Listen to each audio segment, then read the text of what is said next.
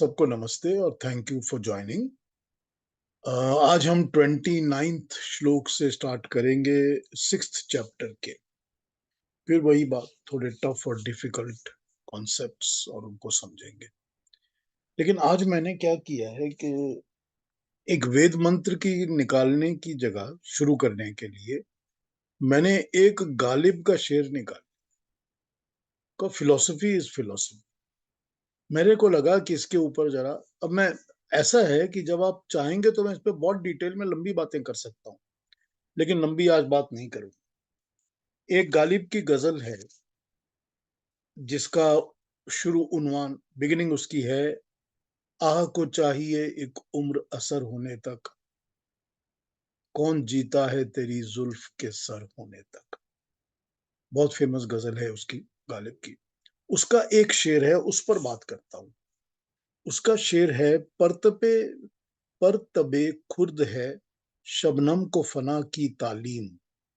पर तबे खुर्द है शबनम को फना की तालीम, मैं भी हूं एक इनायत की नजर होने तक। आइए इसको समझाता हूं आपको। बहुत डिफिकल्ट उर्दू है मगर समझाता हूं इसको, और कॉन्सेप्ट भी समझाता हूं आपको। बड़ा कमाल का कॉन्सेप्ट है। परतबे खुर्द है शबनम को फना की तालीम। शबनम होती है जो रात को ओस पड़ती है, जो रात को ओस पड़ जाती है पत्तों पर भी, घास पर भी, सुबह हमको दिखती है गीली गीली ओस पड़ी हुई, उसको शबनम कहते हैं। शबनम को ये तालीम, एजुकेशन, ट्रेनिंग मिली हुई है कि परतबे खुर्द, कि जैसे ही धूप निकलेगी तुमने वैनिश हो जाना है।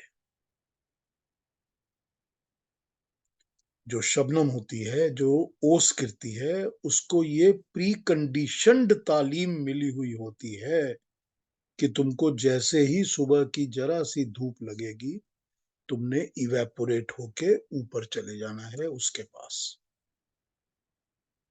मैं भी हूं एक मैं भी हूं एक इनायत की नजर होने तक। मैं भी तो उसी की इनायत की नजर होने तक बैठा हूं कि जब उसकी नजर मुझ पे पड़ेगी तो मैं भी उस ओस की तरह यूं ही उठ के उसके पास चला जाऊं। ये इसका बड़ा मोटा मोटा अर्थ है, मीनिंग है। जब उसकी इनायत की नजर होगी, उसकी कृपा दृष्टि मेरे ऊपर होगी, मैं उसी की वेट कर रहा हूं। जिस तरह ओस जो होती है, शबनम जो होती है, वो धूप पड़ते ही, उसकी इनायत की नजर पड़ते ही उसके अंदर ये प्री डिटरमाइंड ट्रेनिंग बैठी होती है कि जैसे ही वो तुमको देखेगा तुम उसके पास चले। तो जैसे ही वो ऊपर वाला हमको देखेगा, हम पर इनायत की नजर करेगा, हम भी उससे मिल जाएंगे। खैर, इस पर मैंने सोचा कि थोड़ी सी बात करूंगा। कितना डेप्थ है इसके अंदर, कितना मीनिंग है, देखिए आप। इसलिए मजा आता है इसको पढ़ने में और समझने में, बड़ा मजा आता है। खैर, हम 29 से स्टार्ट करेंगे आज। 29 और 30। अब ये फिर वही बात है कि कुछ नए कॉन्सेप्ट्स और कुछ नई बातें इंट्रोड्यूस होंगी गीता के अंदर, और इनको भी समझना पड़ेगा। कॉन्सेप्ट्स अडेप्ट करने बड़े मुश्किल होते हैं, सुनने तो बड़े आसान हो जाते हैं कि चलो हमने भी सुन लिया, तुमने भी सुन लिया, हो गई बात खत्म। उनको एक्सेप्ट करना और उनको अपनी जिंदगी में उतारना, ढालना, अडेप्ट करना बहुत बहुत मुश्किल होता है, बहुत मुश्किल। लेकिन ठीक है, कभी ना कभी जिंदगी में हम इस बात पर आ जाएंगे कि हमने इसको एक्सेप्ट किया है, कॉन्सेप्ट को। अरुणा जी, मेरे को आप 29 और 30 एक साथ पढ़ दीजिए प्लीज। जी। उस पर बात शुरू करते हैं अभी।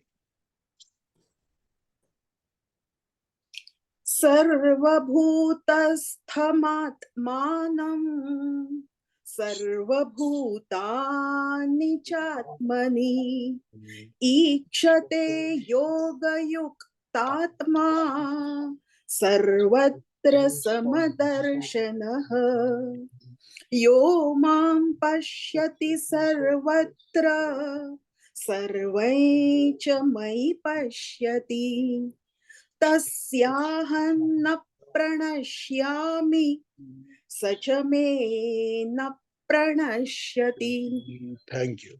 Thank you very much. जो पहला मंत्र है वो कहता है, सर्वत्र समभाव से देखने वाला योग युक्त व्यक्ति सब प्राणियों में अपने को और अपने में सब प्राणियों को देखता है।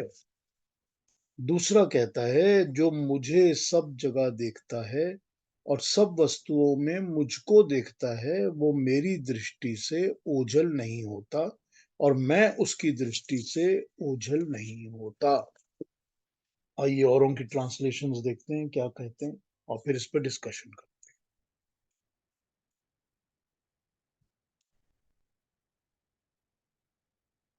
The yogi who is united in identity with the all-pervading infinite consciousness, whose vision everywhere is even, beholds the self-existing in all beings and all beings as assumed in the self. He who sees me, the universal self, present in all being and all beings existing within me, he is never out of my sight, nor am I ever out of his sight. कितने सुंदर श्लोक हैं, वाह। और translations देख लें एक दो। 29। योग से अपने को वश में करने वाला योगी क्योंकि जीव मात्र में समदर्शी हो जाता है, इसीलिए प्राणी मात्र की सेवा में अपने आप को लगा हुआ और प्राणी मात्र के दुख को अपने में अनुभव करता है। हे अर्जुन, मैं तो मर जाऊंगा किंतु मैं प्राणी मात्र की सेवा में लगा हूं तथा इस युग के सब लोग मेरे आश्रित हैं। इस प्रकार जो भी प्राणी मात्र की सेवा के लिए सर्वत्र पहुंचेगा तथा सब प्राणी जिसके आश्रय होंगे, उसने मेरे अनश्वर रूप को पा लिया है। इस प्रकार से मेरा अनुकरण करने वालों में मैं कभी नष्ट नहीं होऊंगा, वो मेरे लिए भी कभी नष्ट नहीं होंगे। और एक देखता हूं फिर बात करते हैं। योग युक्त यानी कि योगाभ्यास में युक्त आत्मा अर्थात जीवात्मा जो सबको समभाव से देखता है, वो सब प्राणियों को अपने में और अपने को सब प्राणियों में स्थित देखता है। जो मुझ परमात्मा को सर्वव्यापक जानता है, वो सब प्राणियों को मुझ परमात्मा में बसा हुआ देखता है।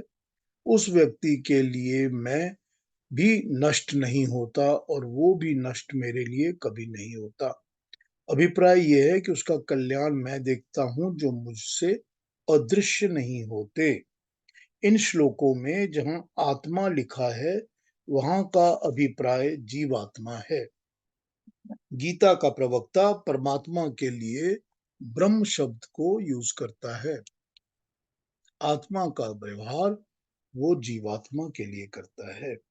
यद्यपि कई स्थानों में ब्रह्म को भी जीवात्मा के अर्थ में लिया गया है, जैसे कि श्वेताश्वतर उपनिषद के 1:9 में है, किंतु यहाँ श्लोकों में ब्रह्म का अभिप्राय परमात्मा है और आत्मा का अभिप्राय जीवात्मा है। ये कहा है कि योगी अर्थात योगाभ्यास से मनुष्य अपने को सब प्राणियों अपने में सब प्राणियों को और अपने को सब प्राणियों में देखता है, अर्थात वो सब प्राणियों में समभाव रखने लगता है। ऐसा योगी स्वतः परमात्मा के स्पर्श में आ जाता है। वास्तव में जीवात्मा के स्पर्श में तो सदा ही होता है। परमात्मा जो होता है वो जीवात्मा के स्पर्श में तो सदा ही होता है, लेकिन उसका ध्यान इंद्रियों के विषय की ओर रहने से वो परमात्मा के स्पर्श को अनुभव नहीं करता। जब जीवात्मा इंद्रियों के विषयों से अलिप्तता अनुभव करता है, तो उसे ब्रह्म और परमात्मा की अनुभूति होने लगती है। आइए समझें कि इन दो श्लोकों में क्या कहा है।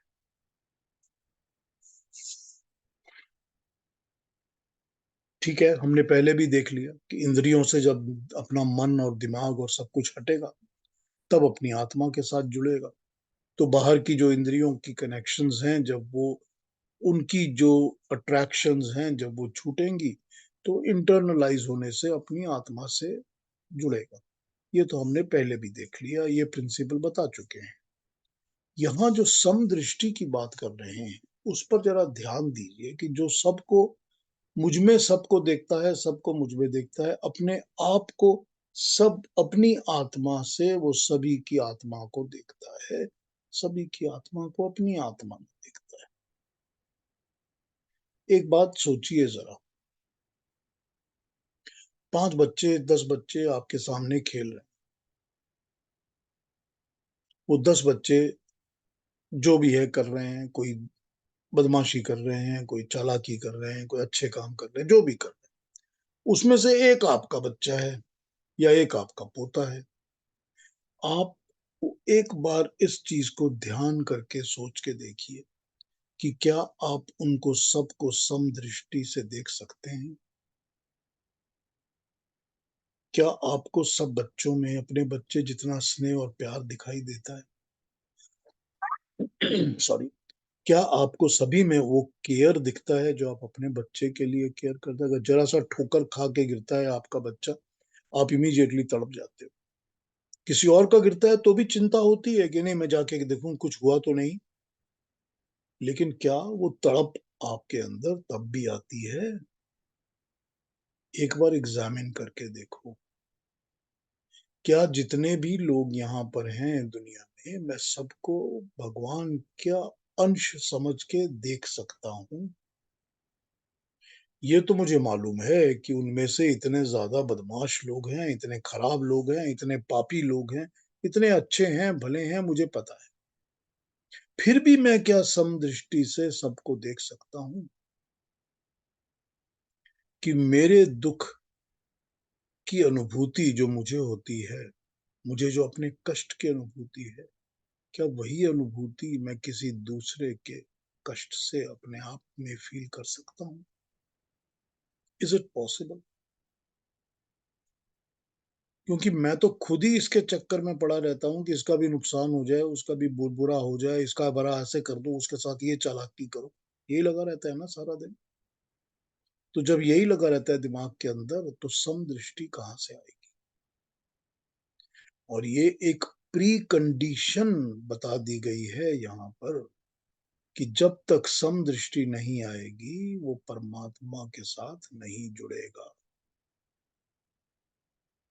क्योंकि परमात्मा सब में उसी तरह है, सब में उसी तरह मौजूद है, जैसे मेरे अंदर मौजूद है। मैं परमात्मा से जुड़ना चाहता हूँ क्योंकि मेरे अंदर मौजूद है, लेकिन तुम्हारी नहीं होनी चाहिए, दूसरे की, मेरे पड़ोसी की नहीं होनी चाहिए, मेरे कज़न की भी नहीं होनी चाहिए, भाई की भी नहीं होनी चाहिए। ये तो नहीं ना चल सकता। तो अब जब बता दिया कि जो इस तरह से योगा युक्त लोग होते हैं, वो सदा मेरी दृष्टि में रहते हैं, मुझसे जुड़े रहते हैं और मैं उनके साथ रहता हूँ। यहाँ पर जब भगवान कृष्ण मैं कह रहे हैं, तो जैसा मैंने आपको पहले भी समझाया हुआ है कि ये मैं वो रिप्रेज़ेंट कर रहे हैं ईश्वर को या परमात्मा, क्योंकि वो परमात्मा की वाणी, ईश्वर की वाणी हमको अपने द्वारा वाया मीडिया बन के सुना रहे हैं। तो जब वो हमको ये कह रहे हैं कि मैं यानी कि परमात्मा तुम्हारी नज़र से कभी ओझल नहीं होगा और तुम भी उनकी नज़र से कभी ओझल नहीं होगे। तुम यानी कि हम, मैं, आप सब उस परमात्मा की नज़र से कभी ओझल होते ही नहीं हैं। हम पर तो उसकी दृष्टि हमेशा बनी होती है। चाहे जो भी हो जाए, हम तो उसकी नज़र में हमेशा रहते हैं क्योंकि वो हमारे अंदर बैठा हुआ है। उसको पता है कि हमारे दिल में, दिमाग में, हमारी आँखों में, हमारे मन में क्या चल रहा है। उसको सब पता है। तभी तो उसको सर्वज्ञानी कहते हैं, सर्वज्ञ कहते हैं, जिसको हर चीज़ का हर वक़्त ज्ञान होता है, हर समय हर चीज़ का हर वक़्त ज्ञान होता है, वो सर्वज्ञ है। तो उसकी नजर से तो मैं कभी ओझल होता नहीं, लेकिन मेरी नजर में 24 घंटे में वो कितनी देर रहता है। सुबह उठ के नहाने धोने के बाद 5 मिनट तक घंटी बजाई, घंटी बजा के ओम ओम कर लिया, नाम ले लिया, भजन गा लिया, हो गया काम खत्म। बाकी के सारे दिन परमात्मा के बारे में सोचा ही नहीं। क्यों नहीं सोचा? क्योंकि दूसरे किसी इंसान में परमात्मा तो दिखाई नहीं कभी। मेरे घर में सुबह है, तुम्हारे में नहीं है। तुम्हारा तो ये भी बुरा हो जाना चाहिए, तुमको दुख हुआ तो बड़ा अच्छा हुआ। मैं प्रेसिडेंट बन गया, तुम कैसे बन गए, मैं क्यों नहीं बन गया, यही लगा रहता है ना दिमाग के अंदर। इतने रुपए की चीज मेरे लिए गिफ्ट में लेकर आ गए, ये क्यों लेकर आ गए, उसको ये क्या, उसके लिए क्या करूं, ये सारा दिन चालाकियां चलती रहती हैं, सारा दिन। तो परमात्मा तो ओझल हो गया ना आंखों से, वो तो दिख नहीं रहा ना सारा दिन, वो तो है ही नहीं।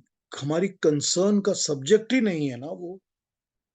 तो जब सब्जेक्ट ही वो नहीं है, हम उसको देख ही नहीं रहे, तो फिर परमात्मा हमारे पास होगा क्या? होते हुए भी तो हम अनुभूति नहीं करेंगे ना उसकी। बड़ी बड़ी प्लेन सिंपल प्री कंडीशंस यहाँ पर बता दी हैं भगवान कृष्ण ने।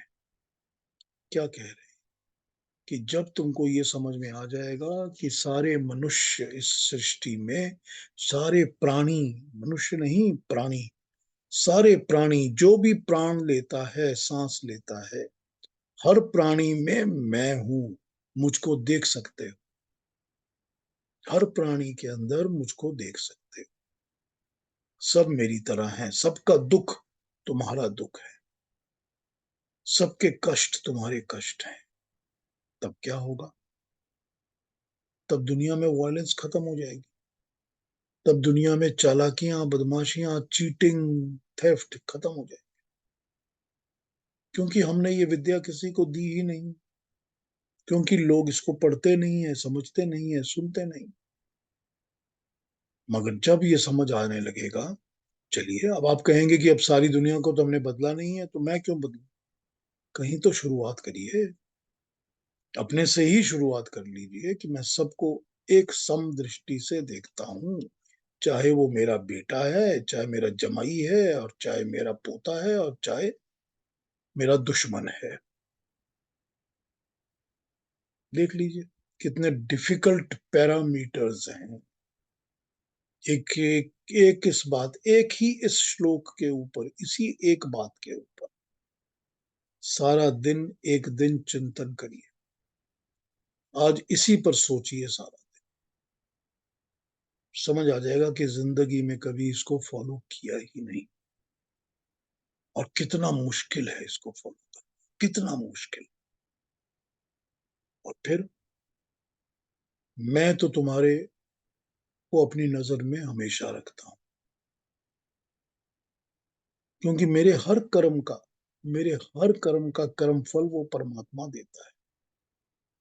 तो वो परमात्मा तो मेरे कर्मों को वॉच कर रहा है ना। चाहे मैं अंधेरे में काम करूं, चाहे चोरी छिपी करूं, किसी को नजर नहीं आएगा, अकेले में करूं, लेकिन वो तो देखता है ना। वो तो मेरे हर काम को, हर कर्म को देखता है, चाहे वो मेरा शारीरिक कर्म हो, या मेरे मन का कर्म हो, या मेरी वचन का कर्म।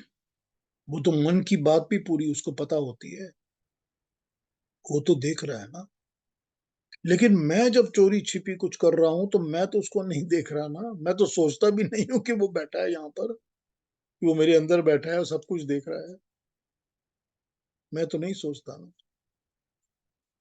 तो जब सारे दिन मैं उसके बारे में सोचता ही नहीं हूं, क्यों नहीं सोचता हूं? समदृष्टि से इस बात का क्या कनेक्शन है? क्या कनेक्शन है कि जैसे ही मेरे अंदर समदृष्टि आएगी, कि जैसे ही दुनिया के हर प्राणी को, हर जीव को, हर जीवन वाले चीज को, जानवर, पंछी, मनुष्य, कीड़े मकोड़े, सब के अंदर मैं जैसे ही परमात्मा को देखने लगूंगा, तब ऑब्वियसली परमात्मा मेरी नजर से ओझल ही नहीं होगा। तब सब में जब परमात्मा दिखेगा तो मैं जिससे भी डील करूंगा, जिससे भी इंटरेक्ट करूंगा, जब भी मैं किसी से बात करूंगा, जिस भी संसार के प्राणी को देखूंगा, गाय को देखूंगा, बकरी को देखूंगा अपने अंदर, सबके अंदर मुझे परमात्मा नजर आए। तो जब हर मनुष्य के अंदर जिससे मैं इंटरेक्ट कर रहा हूं मुझको परमात्मा ही नजर आएगा, तब वो मेरी नजर से तो कभी ओझल होगा ही नहीं, मेरी नजर से दूर तो वो होगा ही नहीं कभी, तब वो हमेशा ही मेरी नजर में रहेगा। तो समदृष्टि और परमात्मा की ओमनी प्रेजेंट क्वालिटी को महसूस करना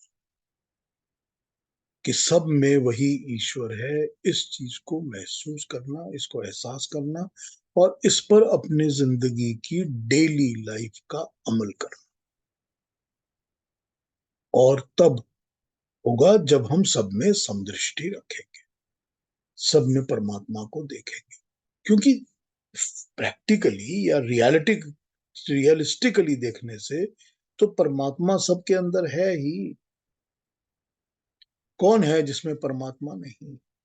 कौन सी ऐसी वस्तु है दुनिया में जो कि जगत्याम जगत ईशावास्यम इदम सर्वम, ठीक, ईश जो है, परमात्मा जो है, इस दुनिया में हर चीज के अंदर वास करता है। हर वस्तु के अंदर ईश्वर वास करता है। ईशावास्यम इदम सर्वम यत्किंच जगत्याम जगत, जो भी चीज इस जगत में जगत गति लेती है, जिस भी वस्तु जो भी वस्तु इस दुनिया में, इस जगत में गति में रहती है, मूवमेंट है या लाइफ है या ग्रोथ है या एनी टाइप ऑफ एक्शन है, उस हर वस्तु में ईश्वर वास करता है ना प्रिंसिपल? सोच लीजिए, इस 1 घंटे में इसको सुनने में अच्छा लगता है, हाँ हाँ कितनी अच्छी बात बताई है, लेकिन इस पर अमल करना इतना मुश्किल है ना, इतना मुश्किल है कि पता ही नहीं चलता, सारी जिंदगी निकल गई। इस पर हमने कभी सोचा ही नहीं और इसको प्रैक्टिकली जिंदगी में तो कभी उतारा ही नहीं। और अब उतारना भी शुरू करेंगे तो 1 घंटा ले लीजिए आज का दिन का, कि मुझे 1 घंटा इस प्रिंसिपल को फॉलो करके चलना है। इतनी मुश्किल आएगी ना, इतनी मुश्किल आएगी कि आप सोच नहीं सकते। और फिर हम कहते हैं कि वो परमात्मा क्यों नहीं मुझे मिल रहा? मैंने तो सुबह उठ के रोज अगरबत्ती जलाई है, सारी जिंदगी में 5,000 पैकेट अगरबत्तियों के खत्म हो गए, ऐसे ही मिल जाएगा क्या? ऐसे ही परमात्मा मिल जाएगा क्या?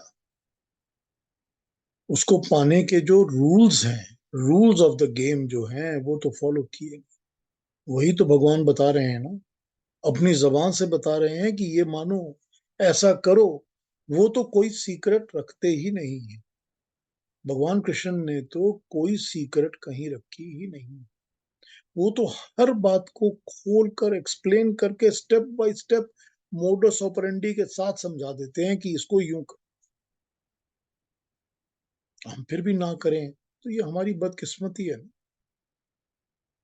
फिर वही बात है ना कि हमारी अपनी बदकिस्मती है इसकी। अब आप सोच के देख लीजिए कि ये तो ठीक है कि परमात्मा की नजर में मैं कभी भी गायब नहीं होता, हटता नहीं हूं, मैं हमेशा रहता हूं। मगर मेरी नजर में वो परमात्मा कब कब किस किस वक्त रहता है और कैसे रहता है, सोचिए, इस पर ध्यान दीजिए, प्रैक्टिकली लाइफ में उतारिए, फिर देखिए, फिर देखो क्या होता है आगे। और ये बात मैंने बता दी आपको, और ये बता दिया कि इसको करके देखिए। कोई 1 घंटा जिंदगी का निकाल लीजिए, ऐसा घंटा जबकि लोगों से, दुनिया वालों से मिलना जुलना ना हो, मिनिमम हो, उस वक्त इसको प्रैक्टिस करिए, क्योंकि उस वक्त सबसे आसान होगा। देखिए क्या होता है, जब आप इस पर 1 घंटा अमल करेंगे तो फिर 3 घंटे आगे अमल करना आसान हो जाएगा। फिर जब 3 घंटे करेंगे तो 12 घंटे का दरवाजा खुल जाएगा, और उसके बाद तो 24 घंटे खुल ही जाएगा कि वही परमात्मा है। अब आप देखिए कि मैं अगर एक इस तरह की पॉलिसी चलाता हूं जिसमें मैं गवर्नमेंटल बेनिफिट्स डिस्ट्रीब्यूट कर रहा हूं, और मुझे पता है कि ये डिस्ट्रीब्यूशन तो मैं कर रहा हूं, इसके 40% लोग वो हैं जो मुझको सुबह शाम गाली देते हैं, लेकिन मैं तो फिर भी कर रहा हूं ना, क्योंकि मैं समदृष्टि रखता हूं। मैं ये नहीं कर सकता कि इसको दो और उसको मत दो। कि मेरे अपने पोते के लिए तो मैंने 50 करोड़ की जायदाद छोड़ दी, लेकिन जो मेरा भाग बगल में बैठा हुआ आदमी है, नेबर है, उसके बेचारे के पास खाने को रोटी भी नहीं। कहाँ है समदृष्टि? किस वक्त है समदृष्टि? तो क्या इसका मतलब है कि जो मैंने सारी जिंदगी कमाया है बांटता रहूं? नहीं, ये नहीं कह रहे वो नहीं कह रहे भगवान कृष्ण। ये भी नहीं कह रहे कि मत कमाई करो। वो तो कह रहे हैं कि सबके दुख को अपना दुख समझो, सबके कष्ट को अपना कष्ट समझो, सब में मुझको देखो, तब तुमसे अन्याय कभी होगा ही नहीं। क्योंकि जब तुमको पता चलेगा कि जितना परमात्मा मेरे अपने बेटे में है उतना ही परमात्मा बगल वाले में है, तो कम से कम तुम अन्याय तो नहीं करोगे ना, गलत काम तो नहीं करोगे ना, गलत नजर तो नहीं रखोगे। और जब सब में तुम मुझको देखोगे तब तुमको एहसास होगा कि मैं तुम्हारे कितने करीब हूं। तब पता चलेगा कि ईश्वर तो सब जगह हर वक्त है। He is just with in my reach everywhere. और जब वो with in my reach everywhere है तब उसकी अनुभूति, उसका एहसास अपने अंदर होगा। तब ये नहीं होगा कि मैं डेथ बेड पर हूं और मेरे मुंह में 1 चम्मच गंगा जल डालो और मुंह से मैंने बोल दिया तो परमात्मा मिल गया मेरे को। ये नहीं होगा। जब तक उस परमात्मा को याद करने का, उसको अपने अंदर बैठाने की प्रैक्टिस नहीं बैठेगी, तब तक वो परमात्मा भी नहीं मिलेगा, जैसे दुनिया की बाकी चीजें भी बिना प्रैक्टिस के नहीं मिलती। तो एक उन्होंने प्री कंडीशन बता दिया आपको आज। आपको बहुत सारी प्री कंडीशंस पहले बता चुके हैं, बहुत सारी बता चुके हैं पहले, कि दुनिया जहान से अपनी इंद्रियों को अंदर खींचो, इंद्रियों को अपने अंदर समाहित करो, जो अपना मन है उसको कंट्रोल करो, और मन को कंट्रोल करके अपनी आत्मा में स्थापित करो, अपनी आत्मा के साथ जुड़ो। अपनी आत्मा के साथ जुड़कर जब अपनी आत्मा में बरतोगे तो ईश्वर की, परमात्मा की अनुभूति होगी। कितनी सारी बातें बताई है ना उन्होंने। अब वो एक और बता रहे हैं आप, कि समदृष्टि से जब सब प्राणियों को देखोगे तो भी उन सब में मुझको ही देखोगे। जब सब में मुझको देखोगे तो मैं तुम्हारी नजर से कभी दूर होऊंगा ही नहीं, क्योंकि सब कुछ तो मैंने ही क्रिएट किया है ना। तो जब मैंने ही सब कुछ क्रिएट किया है तो फिर सब जगह मुझको ही देखोगे, तो मैं तुम्हारे इतने करीब होऊंगा हर वक्त, मैं दूर हो ही नहीं सकता। ठीक है, अगले 2 श्लोकों पे आ जाएं या इस पर कुछ पूछना है?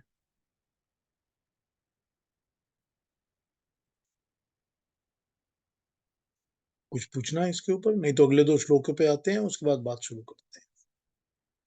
तो 31, 32, अरुणा जी ये भी दोनों पढ़ दीजिए। जी।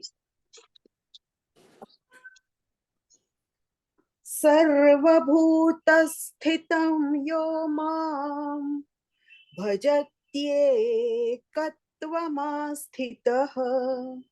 सर्वथा वर्तमानोऽपि स योगी मयि वर्तते। आत्मौपम्येन सर्वत्र समं पश्यति योऽर्जुन सुखं वा यदि वा दुःखं स योगी परमो मतः। थैंक यू अरुणा जी। इसको समझते हैं आइए कि इसमें क्या बोला जा रहा है। जो एकत्व में स्थित होकर मेरे साथ एकत्व बुद्धि को मन में रखकर सब प्राणियों में स्थित रहने वाला मेरी उपासना करता है, वो सब तरह से वर्तता हुआ भी मुझ में ही वर्तता है। बाहर से वो कितना ही व्यवहारिक जगत में डूबा हो, भीतर से वो ब्रह्म में ही लीन रहता है। हे अर्जुन, जो व्यक्ति सुख हो या दुख हो, सब तरफ से आत्मौपम्य दृष्टि से समभाव से देखता है, वो परम योगी समझा जाता है। आत्मौपम्य दृष्टि, अपनी उपमा देकर देखना, मतलब अगर इसकी जगह मैं होता तो मुझे कैसा लगता। किसी के दुख हुआ तो अपने को दुखी समझना, यही सोचना। जो इस तरह दूसरे के सुख दुख में अपने को डालकर सोचता है, उसको आत्मौपम्य दृष्टि कहते हैं। सर्वभूतानि स्थितम, सब प्राणियों में स्थित रहने वाला मुझे उपासना करता है, एकत्व बुद्धि के साथ, कॉन्सेंट्रेटेड एक ही तरह की बुद्धि के साथ, सब तरह से बरतता हुआ भी मुझ में ही बरतता है। आइए बाकी भी देख लेते हैं कि कोई क्या कह रहा है, फिर और बात करते हैं इस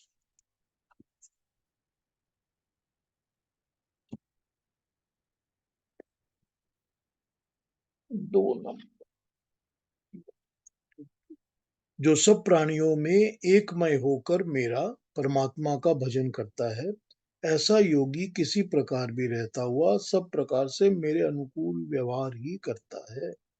हे अर्जुन, जो योगी अपने को सबके सदृश आत्मवान जानकर सब स्थान पर समान देखता है, वो सबके सुख और सबके दुख में अपने को ही समझता है, वो परम योगी माना जाता है। English. The yogi who is established in union with me and worships me as residing in all beings as their very self, whatever activities he performs them in me. Arjuna, he who looks on all as one, on the analogy of his own self, looks upon the joy and sorrow with all equally, such a yogi is deemed to be the highest of all. एक और देख लीजिए।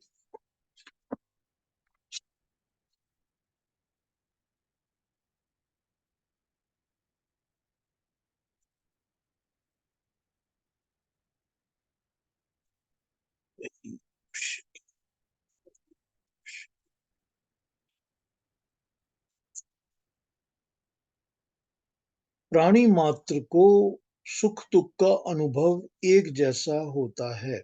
इस एकता को जानकर जो मुझे प्राणी मात्र की सेवा में उपस्थित समझकर मेरा भजन करता है, अर्थात मेरी अनुकरण रूप सच्ची सेवा करता है, वो योगी किसी अवस्था में भी क्यों ना हो, वो मुझ पर आश्रित है, क्योंकि अनुकरण ही भक्ति का सच्चा चिन्ह है। अनुकरण ही भक्ति का सच्चा चिन्ह है। हे अर्जुन, जो अपने आप को उपमान रखकर, उपमा के मान में रखकर, अर्थात जैसा सुख दुख मुझे होता है ऐसा ही सबको होता है, ये समझकर समभाव से सबकी सेवा करता है, उसे परम योगी माना गया है। मैं यही समदृष्टि भाव योगी कहलाता हूँ और शांति प्राप्त कर चुका हूँ। जो भी इस मार्ग से चलता है, स मयि वर्तते, वो मुझ में ही रहता है, मुझ में ही वर्त रहा है। आइए इन दोनों श्लोकों को भी समझते हैं कि क्या कहा जा रहा है। उसी को आगे बढ़ाते हुए जो हमने 28, 29 और 30 में देखा है, इसमें कह रहे हैं कि प्राणी मात्र के सुख दुख तो होते ही हैं। जो भी उन सुख दुखों को, सबके सुखों को, सबके दुखों को अपना समझता है, वो मेरा अनुकरण कर रहा है। अनुकरण मतलब मुझको फॉलो कर रहा है। अनुकरण से ही भक्ति का सच्चा चिन्ह है। मतलब ये है कि मुझको जो अनुकरण, जो मुझको फॉलो कर रहा है, वो ही रियली मेरा भक्त है। तो मतलब तो वही हो गया ना कि जब गुरु की चीज, बताई हुई चीज को फॉलो करेगा चेला, तभी तो उस चेले को सच्चा भक्त या सच्चा चेला कहा जाएगा।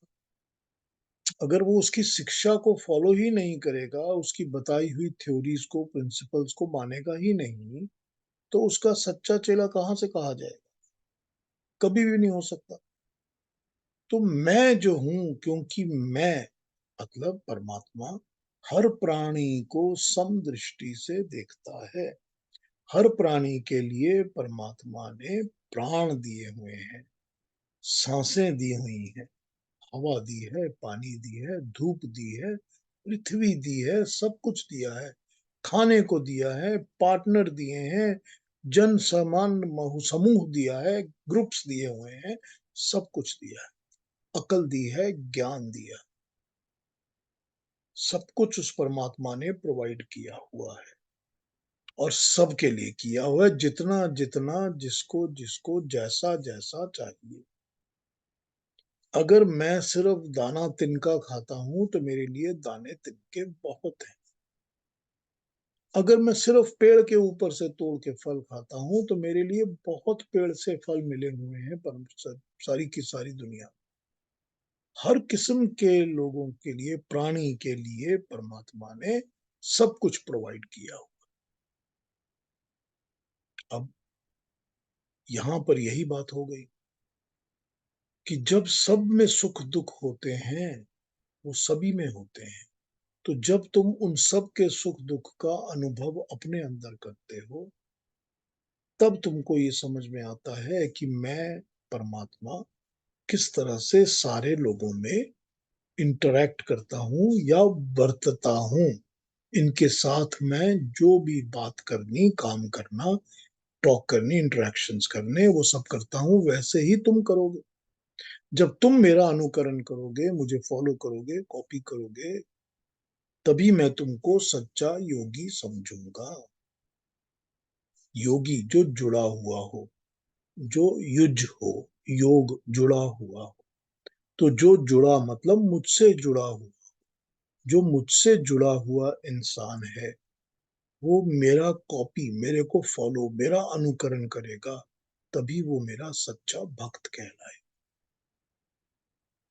हम परमात्मा के गुणों का बखान तो करते हैं, हम तो भजन गाते हैं, ताली बजा बजा के, गा गा के कहते हैं कि वाह वाह, तू कितना महान है प्रभु, तेरी कितनी कृपा है प्रभु। लेकिन क्या हम उन भजनों में गाए हुए शब्दों को कभी भी अपनी जिंदगी में फॉलो करते हैं? किसी भी गुरु के लिए सबसे बड़ी जो गुरु दक्षिणा होती है, उसको जो आप प्रोवाइड कर सकते हो कि मैं अपने गुरु को समर्पण करता हूँ, ये फॉल देता हूँ, ये गिफ्ट करता हूँ। क्या दे सकते हैं आप? यही दे सकते हैं कि आप गुरु की विद्या को फॉलो करें। अगर आप उसकी विद्या, उसकी पढ़ाई चीज को फॉलो नहीं कर रहे, तो आप उसको गुरु क्यों मान रहे हो? तो जब परमात्मा की दी हुई सारी की सारे ज्ञान को, विद्या को, उसकी आइडियोलॉजीज को हम अनुकरण नहीं कर रहे, फॉलो नहीं कर रहे, तो हम कहाँ से भक्त कहलाएंगे? तो भक्त तो तभी बनेगा जब वो इन सब चीजों का अनुकरण करेगा। और किन चीजों का? वही समदृष्टि का, जो सब में अपने आप को देखता है और अपने आप को सब में देखता है। समयी वर्तते, जैसे मैं सबको एक ही तरह से वर्तता हूं। मैं ये नहीं करता कि ये मेरा प्यारा है तो इसको दो हाथ दे दिए, जो मेरा प्यारा नहीं है उसको तो आधा ही हाथ दे दो, दो की जरूरत ही नहीं है उसको। एक टांग दे दो, दो मत दो। मैं नहीं ना करता ऐसा कि इसके साथ मेरे को जेलसी है, उसके साथ मेरी कंपटीशन है, कुछ भी नहीं है ना ऐसा। मैं तो सबको एक जैसा वर्तता हूँ। हाँ, ये दूसरी बात है कि कर्मों से कर्मफल मिलते हैं। कर्मों से कर्मफल मिलते हैं और मिलते ही रहेंगे। लेकिन लेकिन तब भी तो मैं सबको एक जैसा वर्तता हूँ, हर प्राणी को। किसी भी प्राणी के साथ ये नहीं है कि मैंने प्राण नहीं दिए, सांस नहीं दी, नाक ही नहीं दी ताकि सांस ही ना ले सके। कभी ऐसा देखा है? इतना सा जो छोटा सा कीड़ा होता है उसके भी नाक होती है, वो भी सांस लेता है। क्योंकि मैंने सबको एक जैसा वर्तना है, सबको एक जैसा दिया है। तो तू जब मेरा अनुकरण करेगा, जब मेरे जैसा ही बनेगा, मेरे को फॉलो करेगा, मेरी भी बताई बात को, मेरी ही टाइप की चीजों को, जैसा मैं हूं वैसा तू जब बनेगा तो मेरा सच्चा भक्त बनेगा। तभी तू योगी कहलाएगा, सच्चा। तभी तू मुझसे जुड़ेगा। तो समभाव, परमात्मा को सब में देखना और अपने को परमात्मा के करीब लाना। तो जब इस तरह की डीलिंग होगी, जब इस तरह से तुम वर्तोगे सब में अपने आप को, सबके साथ इंटरेक्शन करते हुए मुझे ही देखोगे, तो सब में मुझको ही देखोगे, तभी तो मेरे पास आओगे ना, तभी तो मुझसे जुड़ जाओगे। ऑब्वियसली जो सब में परमात्मा को ही देखेगा, हर वक्त हर चीज में परमात्मा का ही चिंतन करेगा, तो वो परमात्मा से तो जुड़ेगा, जुड़ेगा ना। जिस भी चीज की तरफ हम, जो भी चिंतन हम सुबह शाम रात दिन करते रहते हैं कि हमको ये करना है, यही करना है, यही करना है, लगन लगी रहती है, तो हम उसी चीज से जुड़े होते हैं ना। ये तो प्रैक्टिकल चीज है, हमने सारी जिंदगी देखी है ना, ये हमने करके देखा है ना अपनी लाइफ में। तो इसमें कोई नॉन प्रैक्टिकल इम्प्रैक्टिकल बात तो बता नहीं रहे भगवान कृष्ण। तो जो सारी जिंदगी हमको पता है हम कर सकते हैं, वही यहां भी करो भाई। हमको पता है कि हम अपने गुरु के पैर छूते थे, आशीर्वाद लेते थे, या नहीं भी पैर छूते थे तो हम जब उनकी किताबें पढ़ते थे, क्लास अटेंड करते थे, तो उसी को तो फॉलो करके हम अपना करियर बना रहे हैं। तभी तो हमने उसको गुरु को गुरु दक्षिणा दी है ना। तो जब तक उसको फॉलो नहीं करेंगे, उसके जैसे कैसे हो जाएंगे? नहीं हो सकते ना। मैं ट्रेनिंग में गया हुआ हूँ और मेरे साथ मेरा पायलट जो है वो गुरु है मेरा। वो मेरा पायलट मुझको प्लेन की ट्रेनिंग दे रहा है। मेरे को इतने आवर्स जब तक वो ट्रेनिंग नहीं देगा, मैं खुद पायलट नहीं बन। तो मैं उसका अनुकरण तो करूंगा ना, वरना तो मैं बनूंगा ही नहीं।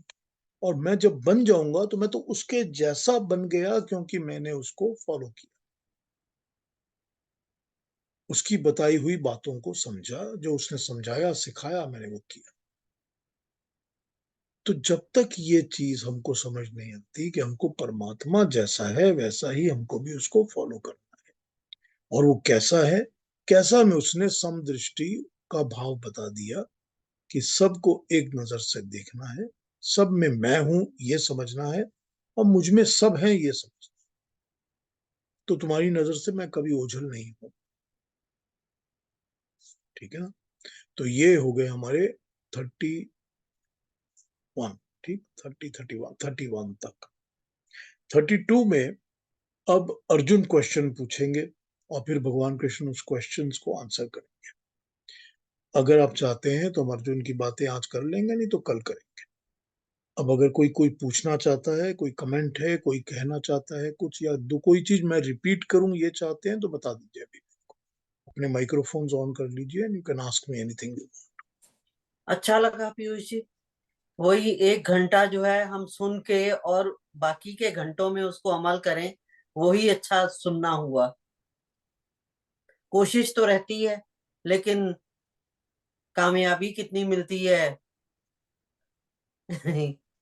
वही है ना प्रभा जी, थोड़ी सी कामयाबी अगर मिल जाए तो फिर बिल्कुल। अपने आप 1 सेंटीमीटर मिल जाए तो फिर अगला मिल इंच मिल इजी हो जाती जाए। है, मिल जाती है। बस कोशिश फिर, करने से तो कुछ भी मिल जाए। हाँ बस फिर फिर अगला कदम भी आसान हो जाता है ना। आसान हो जाता है। बस यही है ना, करना तो बहुत पड़ेगा ना। अच्छा है। पहला बहुत कदम तो सिंपल उठाना बातें पड़ेगा। हैं लेकिन बहुत गहरी हैं। बहुत गहरी है, मैंने बताया था ना, बड़ा डिफिकल्ट है इसको मानना और चलना, इसमें बहुत डिफिकल्ट। सुनने में तो बहुत अच्छा है, उसको मानना ही थोड़ा सा वो हो जाता है। क्योंकि सारी जिंदगी हमने उल्टे काम किए हैं, इसलिए बहुत मुश्किल हो। हाँ जी, और कोई कुछ पूछेंगे, कहेंगे?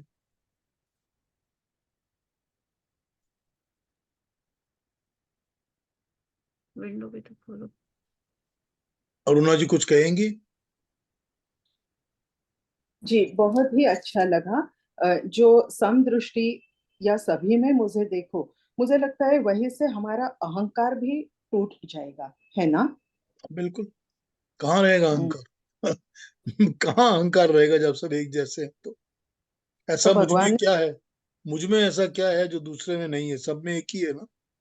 जी, तो तो भगवान ने अहंकार जो का राह दिखाई, उससे बहुत चीजें अचीव हो जाएगी।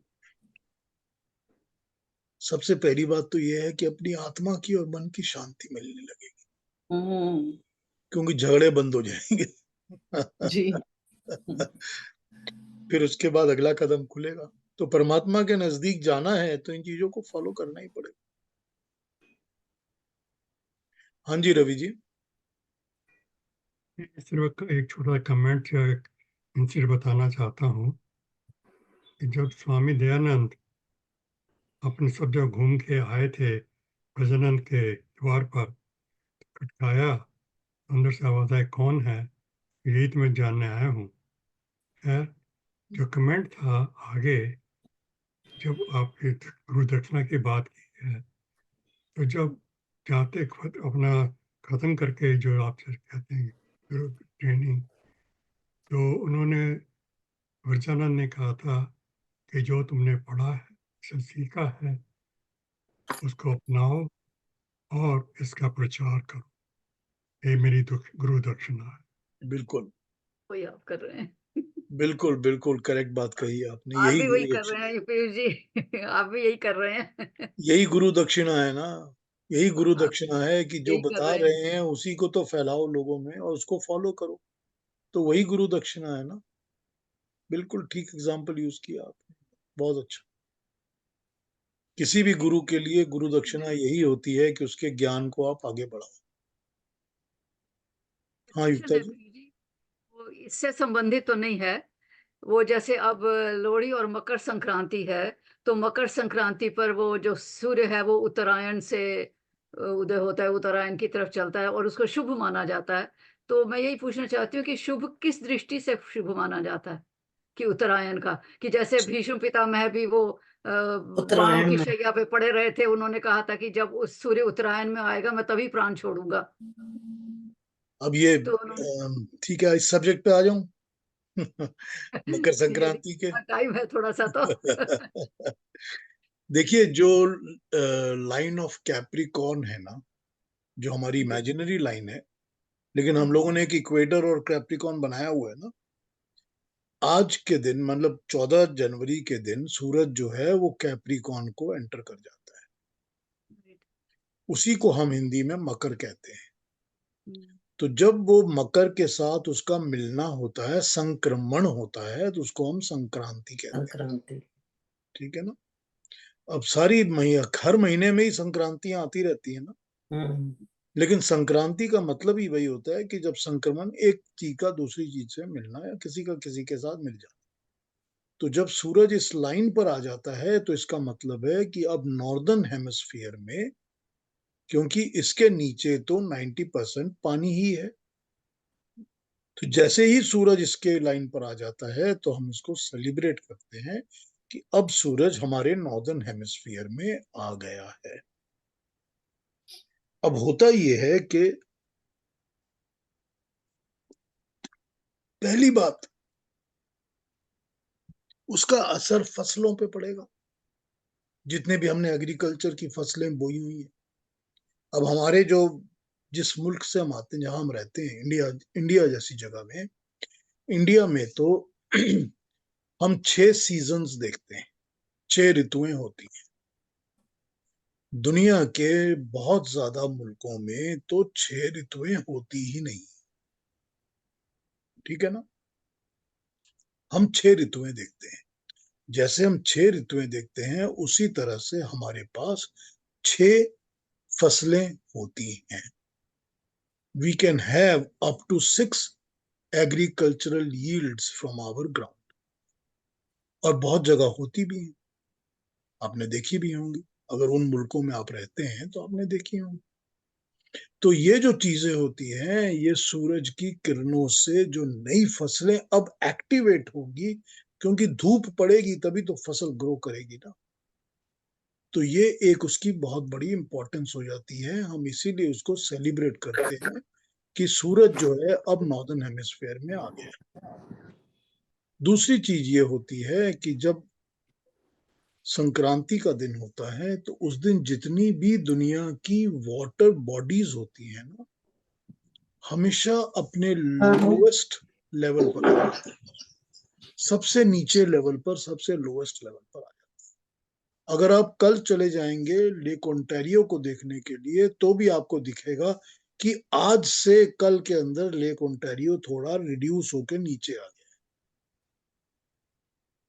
अब वो होता ये है कि ये सब नीचे आ जाती हैं ताकि ये रिफ्रेश होके दोबारा वाटर बॉडीज फ्रेश पानी ऊपर दे सकें।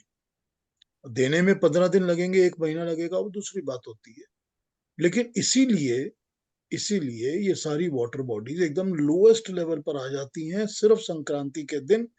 वो सूरज का कमाल है कि वो क्या करते हैं कि इतने सादा चीजों को नॉर्दर्न हेमिस्फीयर में आते ही एब्जॉर्ब कर लेते हैं और वाटर बॉडी को डुबा नीचे कर देते हैं।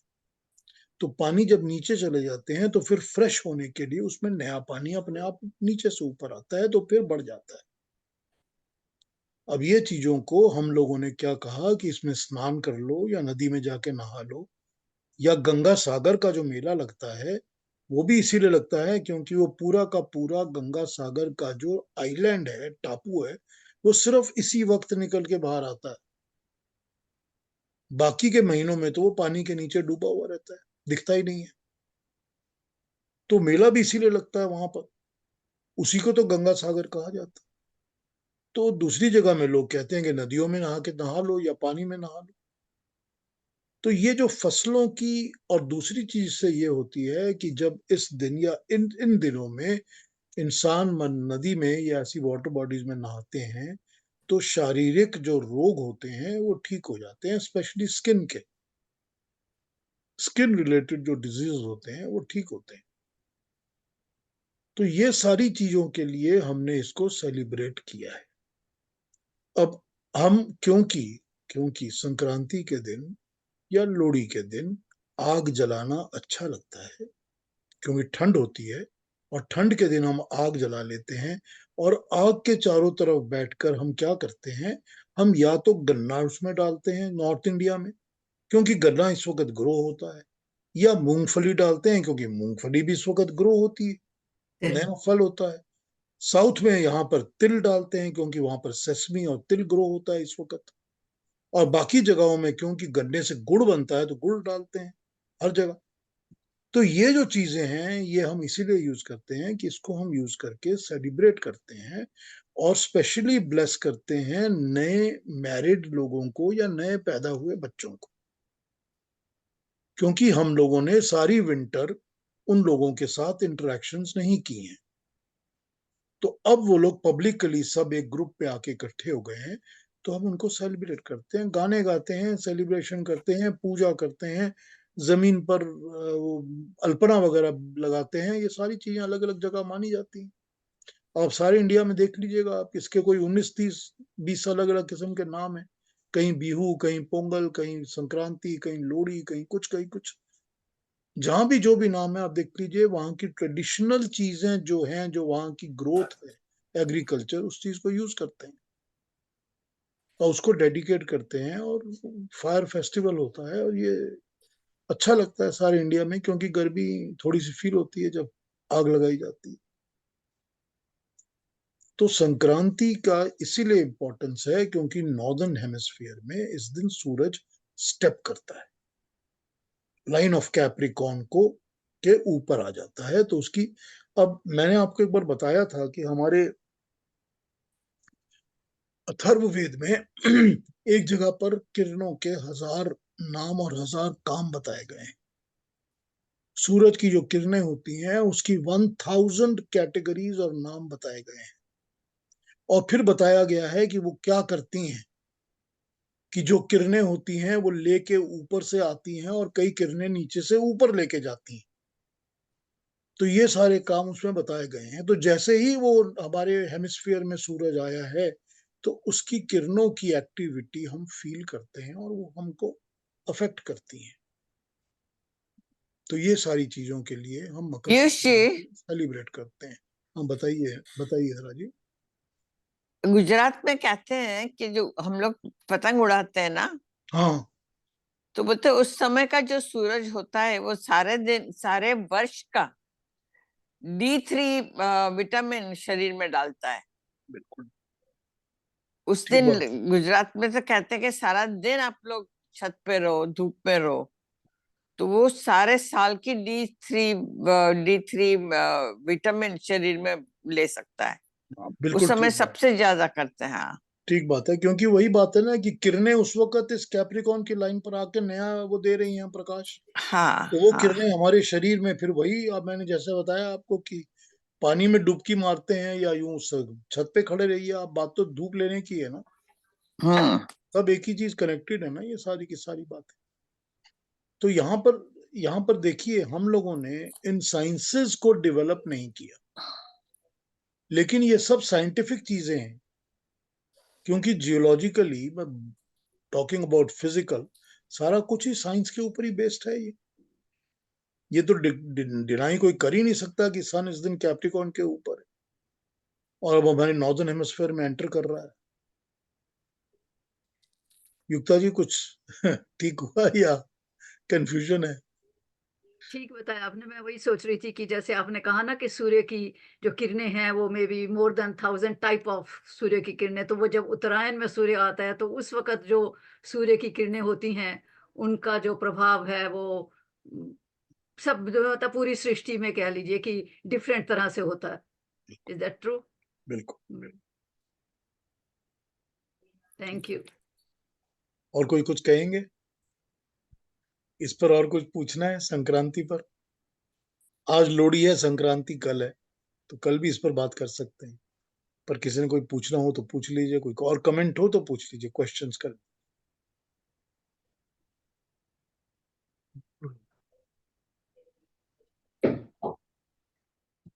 Very well explained. Very well. Thank you. Thank you. तो कल मिले,